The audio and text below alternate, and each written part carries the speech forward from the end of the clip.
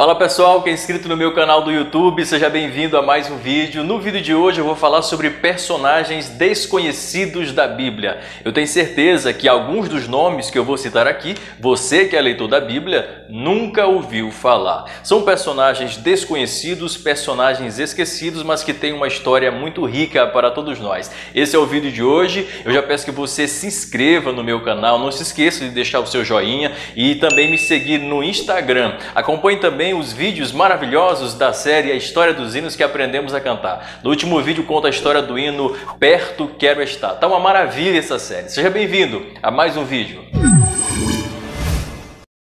A Bíblia é um livro muito grande, na verdade a Bíblia é uma coleção de livros e é impossível para você que é leitor da Bíblia memorizar todos os nomes, todas as pessoas, todos os personagens. Porém, no vídeo de hoje eu vou te lembrar ou fazer você conhecer algum desses personagens que foram importantíssimos na narrativa bíblica, que acompanharam heróis da Bíblia, mas que ficaram um pouquinho assim de escanteio na história da igreja. Em primeiro lugar, esse vídeo vai tratar apenas de personagens do Antigo Testamento, personagens desconhecidos. Em um próximo vídeo eu vou falar sobre personagens do Novo Testamento desconhecidos. O primeiro personagem, eu tenho certeza que você já ouviu falar de Obadias. Mas eu não estou falando do Obadias profeta, aquele que está entre os profetas menores. Eu quero falar de Obadias que aparece lá em 1 Reis capítulo 17. Quem era esse Obadias? Pouco se sabe sobre a história dele. O que se sabe é que ele era o mordomo do palácio de Acabe, ou seja, ele era o administrador do palácio. Então ele tinha uma posição muito privilegiada.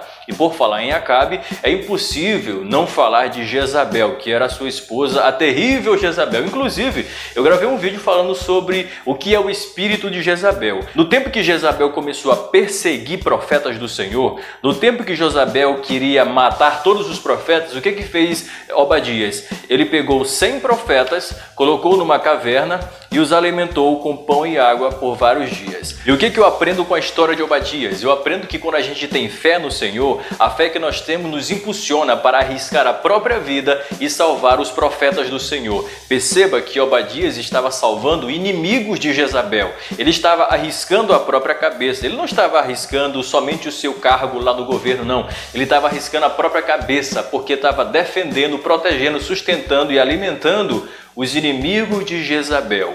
Quem protege profetas, quem salva profetas, quem alimenta profetas, tem um apego muito grande pela palavra de Deus, porque o profeta é a manifestação, é a vocalização da palavra de Deus. O segundo personagem que muitos leitores da Bíblia não conhecem ou às vezes não se lembram é Benaia. Lá em 2 Samuel capítulo 23, Benaia aparece como um dos valentes de Davi. Ele simplesmente matou 3 leões. E conta também a narrativa bíblica que ele encontrou certo dia com o egípcio, que era inimigo, e esse egípcio estava com uma lança na mão, e Benaia estava apenas com um cajado. O que aconteceu? Ele tinha uma habilidade muito grande para lutar, ele conseguiu tomar a lança do egípcio e matou o próprio egípcio com a lança que ele portava. E o que eu aprendo com Benaia? Eu aprendo que não existe um grande Davi sem grandes valentes como Benaia. Agora o terceiro personagem bíblico, eu tenho certeza que você nunca ouviu falar desse nome. Eu já li a Bíblia 7 vezes, mas eu confesso para vocês, eu acho que eu nunca passei nessa passagem aqui não. Vocês já ouviram falar de uma pessoa com o nome Pura na Bíblia? Pois é, ele aparece lá em Juízes capítulo 7. Pura foi um dos ajudantes de Gideão.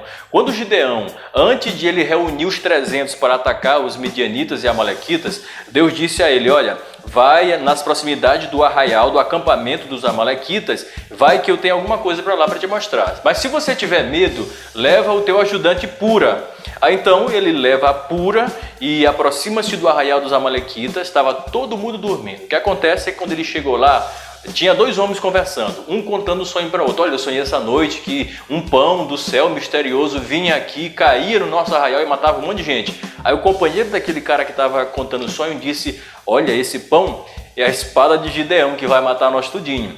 Com Pura eu aprendo o seguinte, que mesmo Gideão sendo um valente, ele precisava de um acompanhante, de um ajudante, porque ele estava com medo. Com Pura, eu aprendo que todo herói tem suas fragilidades e que para todo Gideão tem que ter um Pura para servir de proteção, para servir de incentivo. E a quarta personagem desse vídeo é uma figura inusitada. Você já ouviu falar da profetisa Hulda? A história dela está no Antigo Testamento, lá no livro dos Reis, quando Josias, o rei de Israel, junto com Safão, escriba, e Ilquias, que era o sacerdote, foram procurar ela, porque eles queriam receber uma palavra da parte de Deus. Aí você me pergunta, mas não tinha profeta do sexo masculino em Israel? Tinha, mas Deus preferiu usar uma profetisa. Só para você ter ideia, Hulda foi profetisa, foi contemporânea de Sofonias e de Jeremias, profetizaram no mesmo tempo. Mas o que é interessante é que Josias, o rei, e a sua comitiva foram procurar aquela mulher para ouvir a palavra do Senhor. E só abrindo parêntese aqui, profetisa é o feminino de profeta. E às vezes eu vejo muitas pessoas atribuindo profeta à mulher, mas não é. Na verdade, biblicamente é profetisa. E o que eu aprendo com Hulda? Eu aprendo que mesmo tendo Jeremias lá, Deus ele não escolhe sexo para usar, pode ser masculino e feminino, pode ser o desprestígio que a pessoa tiver. Deus escolhe o que ele quiser para usar. Naquele tempo a mulher não era tão privilegiada assim, mas Deus privilegiou uma mulher para entregar uma mensagem ao rei. O rei foi à casa dela para ouvir a palavra de Deus.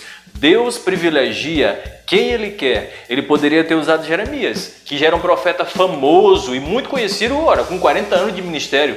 Ele poderia ter usado Sofonias, que mesmo tendo um ministério menor, mas era um homem, tinha uma voz muito mais ativa na sociedade, mas ele escolheu uma mulher chamada Hulda. E as próximas personagens são simplesmente espetaculares, mas que eu nunca vi ninguém pregando ou ensinando sobre elas. São as 5 filhas de Zelofeade: Tirza, Micla, Agla, Macla e Noa. Pense em um nome, né? Pense nesses nomes aí. Pois é, mas a história delas é uma história espetacular. O pai delas morreu e não deixou nenhum filho de sexo masculino. Naquela época, quem herdava as terras do pai era o filho mais velho e, no caso, o filho de sexo masculino. Ele morreu e não deixou nenhum filho de sexo masculino e as 5 meninas ficaram basicamente desamparadas. O que fazem elas? Tiveram coragem e foram até Moisés. Moisés, o meu pai morreu e não deixou nenhum filho e nós estamos sem nenhuma herança. A herança do meu pai não está em nossas posses, não está em nossas mãos. O que Moisés fez? Conversou com Deus. Senhor, o que eu vou fazer com essas mulheres aqui, com essas 5 garotas? E Deus disse, olha, divide para elas essas terras. A filha mais velha vai ficar responsável pela porção de terra, pela herança de terra. E o que aconteceu é que o pedido daquelas 5 garotas mudou a legislação de Israel a respeito das heranças de terra. A partir daquele momento, quando um pai morria e não deixava um filho de sexo masculino, a filha mais velha era responsável por herdar e administrar a herança do pai. Com essas 5 garotas, eu aprendo que Deus ele pode escolher mulher para mudar uma legislação. Deus pode escolher 5 mulheres para mudar uma geração inteira. Você conhecia essas 5 pessoas? Escreve aí nos comentários. E você já se inscreveu? Você está assistindo esse vídeo, já se inscreveu? Escreva aí. E o próximo personagem não é um personagem tão desconhecido assim. Eu diria que ele é um personagem esquecido, porque as pessoas falam mais do pai dele do que dele mesmo. Gênesis 4:26. E Sete gerou a Enos, e a partir de Enos começou-se a invocar o Senhor. Pois é, Enos é o nosso personagem, mas você vai ouvir muitas pessoas falando de Sete. Quem era Enos? Enos foi o neto de Adão e Eva, foi o filho de Sete. Enos foi o primo de Caim, foi o primo de Abel. Enos não teve o privilégio, como Adão teve, de conversar com Deus, né? Deus vir até ele todo dia, na viração do dia, conversar com ele. Não, em vez de Deus vir até ele que foi agora até Deus invocar o nome do Senhor. Com Enos eu aprendo algumas lições muito especiais. Primeiro, às vezes a gente coloca desculpa na verdade, para não querer invocar a Deus, para não querer servir a Deus. Enos tinha toda a razão do mundo para dizer, olha, não vou invocar a Deus porque vovô comeu da fruta, a vovó Eva também comeu da fruta, introduziu o pecado no mundo, meu primo Caim matou meu primo Abel, então eu vou me acabar também.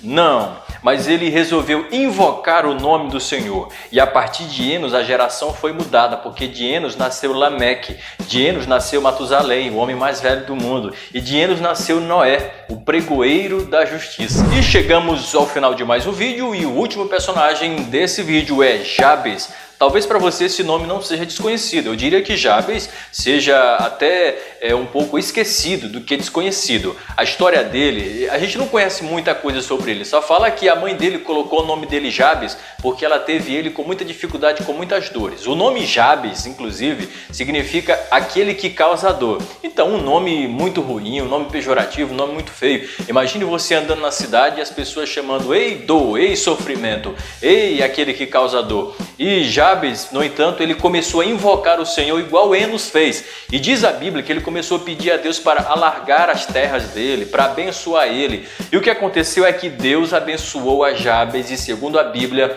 ele se tornou o mais ilustre de todos os seus irmãos.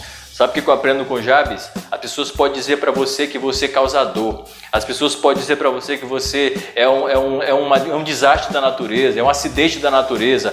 As pessoas podem até dizer para você que você é uma coisa ruim nessa vida. Mas se você buscar o nome do Senhor, se você buscar a face de Deus e invocar a Ele, Ele vai te abençoar, Ele vai te proteger. E aí, você gostou desse vídeo? Se você gostou desse vídeo, compartilhe com alguém que vai também achar interessante esse vídeo. Deixa o seu joinha, me siga no Instagram e escreve aí nos comentários. Tem algum personagem que é muito interessante na Bíblia que você acha que deveria entrar aqui nesse vídeo? No próximo vídeo, na verdade, eu vou falar sobre a história dos hinos que aprendemos a cantar. Essa série está sensacional e eu aguardo por você.